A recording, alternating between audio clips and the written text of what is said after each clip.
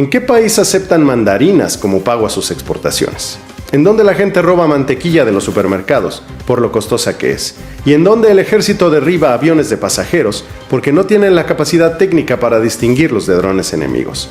No estoy hablando de Zimbabue o Venezuela o de alguna isla perdida en el Pacífico. Es Rusia. Otra vez Rusia. El principal sospechoso de haber derribado un avión comercial de pasajeros que no representaba ninguna amenaza para nadie. Murieron 38 personas. El avión de Azerbaiyán iba camino a una ciudad rusa, así que no pueden pretextar que no sabían que un avión pasaría por ahí. No es la primera vez que lo hacen, además. En 2014, separatistas rusos en Ucrania, con armas del ejército ruso, derribaron otro avión, el de Malaysia Airlines, que dejó 298 muertos. Una evidencia más de que ese país no tiene la capacidad ni tecnológica ni logística para siquiera distinguir entre aviones comerciales y objetivos militares. ¿Ese es el país por el que tiemblan los que gritan Tercera Guerra Mundial cada vez que Estados Unidos autoriza una nueva arma para los ucranianos? Parte de la narrativa que Rusia impulsa a través de sus títeres mediáticos en Occidente es que los rusos no han logrado vencer a Ucrania porque no quieren, porque se moderan. No pudieron llegar a Kiev, la capital de Ucrania, en los primeros días de la guerra, dicen, porque se contuvieron para no escalar el conflicto. Lo que pasó en realidad es que enviaron a sus soldados sin preparación y sin el equipo necesario para tomar Kiev. Abandonaron cientos de vehículos sobre las carreteras porque se quedaron sin combustible. Las fotos de 56 kilómetros de tanques y camiones rusos abandonados en Ucrania dieron la vuelta al mundo en esos primeros días de la invasión. Desde entonces nos hemos dado cuenta que frente a un defensor competente, como son los ucranianos, Rusia no es tan fuerte como todos creíamos.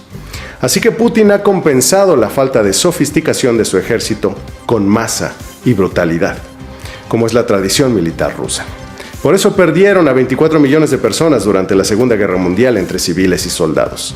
Por mucho, el país que más víctimas tuvo. Ni siquiera Alemania, que fue totalmente ocupada, sitiada por ambos frentes antes de rendirse, sufrió tantas muertes.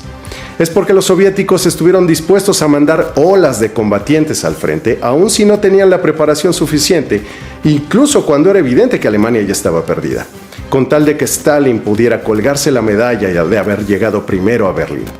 Las vidas de su propia gente eran lo de menos. Ahora repiten la estrategia, y por eso han perdido cuando menos 4 veces más soldados que los ucranianos, según las estimaciones independientes que han medido las bajas de ambos bandos.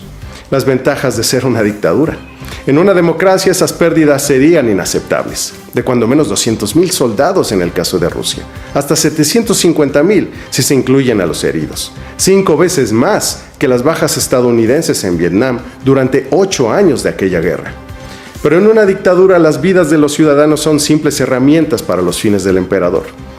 Por eso solo los propagandistas rusos y sus crédulas víctimas creen que Rusia se contiene, que no desata todo su potencial. Es imposible que así sea, porque sus pérdidas son tremendas, no solo en el campo de batalla. El rublo está en el piso, la inflación hace que la gente entre a robar mantequilla a los supermercados. Tienen que pedir prestado ofreciendo tasas de interés de 21%, solo por debajo de países en desgracia como Venezuela o Zimbabue.